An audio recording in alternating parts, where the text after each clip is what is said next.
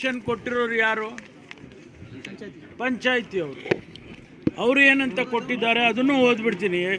18/1/24 ಕೆರೆಗೋಡು ಗ್ರಾಮ ಪಂಚಾಯಿತಿಯ ಕಾರ್ಯಾಲಯ, ಕೆರೆಗೋಡು, ಮಂಡ್ಯ ತಾಲೂಕು, ಮಂಡ್ಯ ಜಿಲ್ಲೆ, ಇವರು ಅನುಮತಿ ಪತ್ರ ಕೊಟ್ಟಿದ್ದಾರೆ. ಈ ಅನುಮತಿ ಪತ್ರದಲ್ಲಿ ಏನು ಹೇಳ್ತಾರೆ? ಷರತ್ತು ಹಾಕಿದ್ದಾರೆ.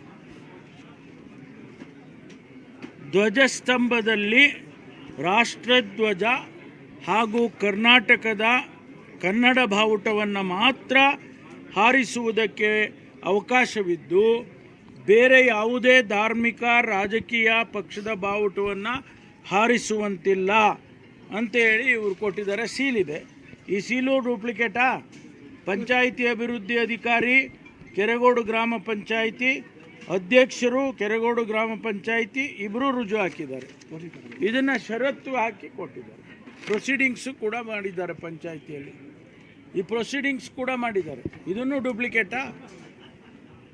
ಈ ರೀತಿ ಸುಮ್ಮನೆ ಜನಗಳಿಗೆ ತಪ್ಪು ದಾರಿಗೆ ಹೇಳಿತಕ್ಕಂಥ ಹೇಳಿಕೆಗಳನ್ನು ಮುಖ್ಯಮಂತ್ರಿಗಳಾಗಿದ್ದಂಥ ಅವರು ಕುಮಾರಸ್ವಾಮಿ ಅವರಾಗಲಿ ಅಥವಾ ಬೇರೆ ಯಾರೇ ಹಿರಿಯ ಮುಖಂಡರುಗಳು ಇಂಥ ತಪ್ಪು ಹೇಳಿಕೆಗಳನ್ನು ಕೊಡಬಾರ್ದು ಅಂತೇಳಿ ನಾನು ಅವ್ರ ಹತ್ರ ವಿನಂತಿ ಮಾಡ್ತೀನಿ. ನೋಡಿ, ಅದಕ್ಕೆ ನಾನು ಹೇಳಿದ್ದು.